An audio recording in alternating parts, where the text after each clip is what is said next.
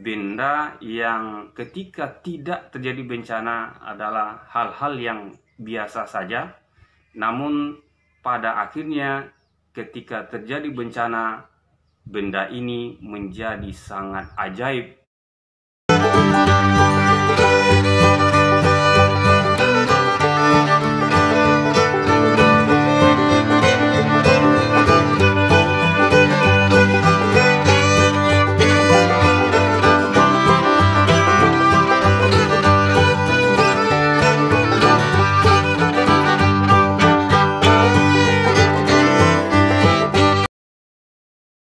Assalamualaikum warahmatullahi wabarakatuh.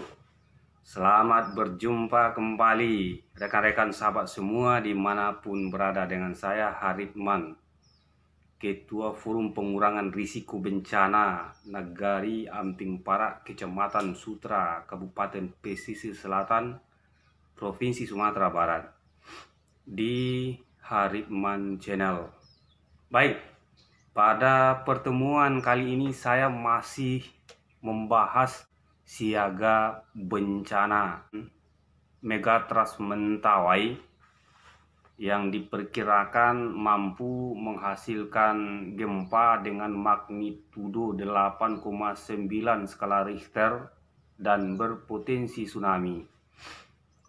Pada video-video sebelumnya saya sudah membahas soal kecepatan tsunami dan sejumlah hal yang harus dilakukan pada saat gempa, kemudian apa yang dilakukan setelah gempa. Nah, sekarang topik saya ini sangat khusus. Karena apa? Karena dalam kehidupan sehari-hari kita menganggap apa yang akan saya sampaikan ini merupakan hal yang biasa-biasa saja. Akan tetapi pada saat terjadi gempa kemudian diiringi tsunami, ini akan menjadi sesuatu yang sangat luar biasa, sesuatu yang sangat bermanfaat. Bahkan sering saya sebut ini benda ajaib yang akan menyelamatkan kita yang terpapar gempa dan tsunami di tempat evakuasi akhir. Materi ini adalah tentang tas siaga bencana. Beberapa kasus, misalnya di Aceh, gempa dan tsunami di Aceh, kemudian gempa dan tsunami di sebagian Sulawesi beberapa waktu lalu, terkesan memang kita lupa mempersiapkan tas siaga bencana ini. Tas siaga bencana ini sederhana, tetapi kita kurang memperhatikannya.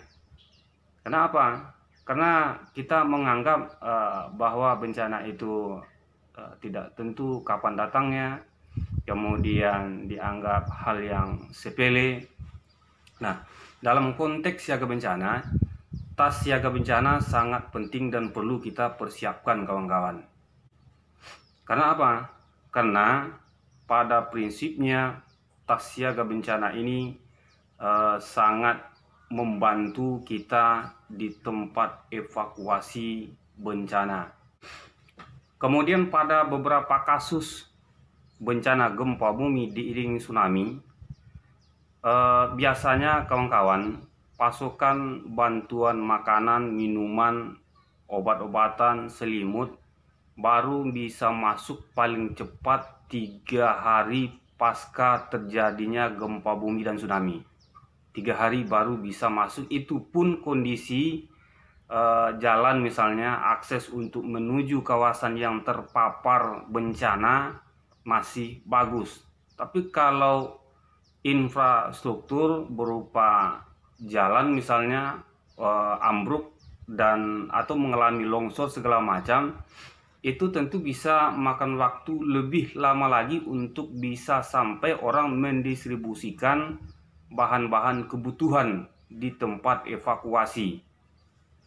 Itu makanya kita perlu menyediakan tas siaga bencana tersebut. Nah, karena tas siaga bencana ini kapasitasnya terbatas, maka isinya juga tentu sangat terbatas. Misalnya makanan yang bisa membuat kita bertahan selama 3 hari, bahkan kita prediksi bisa untuk membantu kita di tempat evakuasi selama 1 minggu, yaitu biasanya berupa biskuit atau segala macam. Selain itu juga kita persiapkan minuman dan termasuk juga obat-obatan yang barangkali kita butuhkan di lapangan pada saat melakukan atau kita berada di tempat evakuasi. Termasuk juga kita siapkan selimut, karena memang di lapangan selama 3 hari itu dipastikan tidak akan ada pasokan selimut. Selain selimut, baju atau pakaian itu yang kita masukkan ke dalam tas siaga, termasuk sikat gigi, odol, sabun, dan yang terpenting juga kawan-kawan, surat-surat berharga juga sudah masuk ke dalam tas siaga bencana. Jadi kata kuncinya, karena tas siaga itu isinya sangat terbatas, maka kalau sekiranya ada 20 barang misalnya, sementara kapasitas tas kita hanya bisa memuat 10 barang, maka kita urut prioritasnya, maka prioritas 1 sampai 10 saja yang masuk ke dalam tas siaga tersebut. Nah, sekarang kita coba lihat isi tas siaga. Oke, kawan-kawan semua, ini merupakan tas siaga. Kira-kira apa saja yang ada di dalamnya?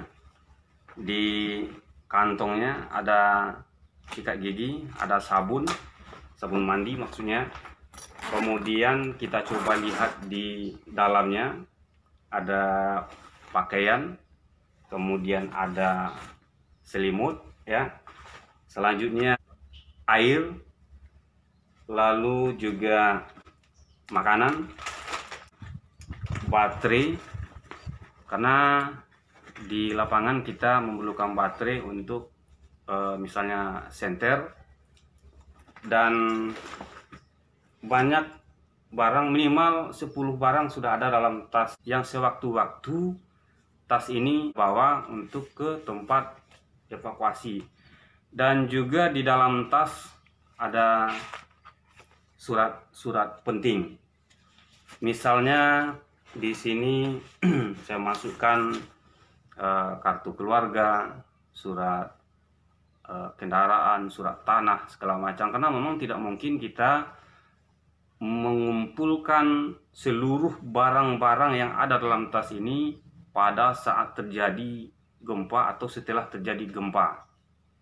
Jadi itu makanya harus dipersiapkan sebelum terjadi gempa. Nah, kemudian posisi tas siaga ini kita taruh di mana? Tas siaga ini taruh di pintu kamar. Jadi ketika mau keluar nanti saya tinggal ambil tas siaga bencana. Kalau dalam satu keluarga itu ada 5 orang, maka setiap individu harus sudah menyediakan tas siaga bencana tersebut. Karena inilah nanti yang akan sangat bermanfaat bagi kita ketika sudah berada di tempat evakuasi. Jadi itulah barangkali kawan-kawan materi kali ini tentang tas siaga bencana. Mudah-mudahan sekali lagi ini bermanfaat bagi kita semua dan semoga kita terhindar dari mara bahaya. Tugas kita adalah bagaimana tetap siaga, tetap waspada dengan potensi megatrust Mentawai yang oleh para ahli memperkirakan bisa menimbulkan gempa dengan kekuatan 8,9 skala Richter dan berpotensi tsunami. Terima kasih. Salam siaga.